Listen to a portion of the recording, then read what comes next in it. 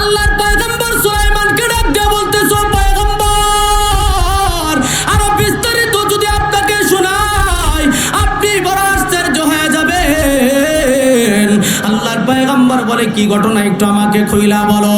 আল্লাহর বান্দা যুবক ডাক দিয়ে বলতেছো, পয়গম্বর আমার মা বাবা চির দুনিয়াতে আমি আমার মা বাবার যথাযথ খেদমত করার চেষ্টা করেছি।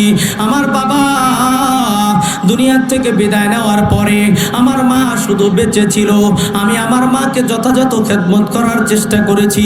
আমার মা এত বেশি বৃদ্ধা হয়ে গেছিল। কেমন বৃদ্ধা হয়েছিল? আল্লাহর পয়গম্বরকে ডাক দিয়ে বলতেছো, পয়গম্বর আমার মা এত বেশি বৃদ্ধা হয়ে গেছিল যে আমার মা নিজে চলাফেরা করতো না, আমরা যেটা বলি বিছানায় পইরা যাওয়া। আল্লাহর বান্দা যুবক ডাক দিয়ে বলতেছে, পয়গম্বর আমার মা একদম বিছানায় পড়ে গিয়েছিল। আমার মা নিজে নিজের কোনো কাজগুলো বাস্তবায়ন করতে পারতো না। আমার মা সব কাজগুলো আমার নিজের কইরা দেওয়া লাগতো, কিন্তু আমার মা যত কাজ কইরা দেওয়া লাগছে কোনো কাজ করার মধ্যে কোনো রকম অলসতা করি নাই। মারহাবা।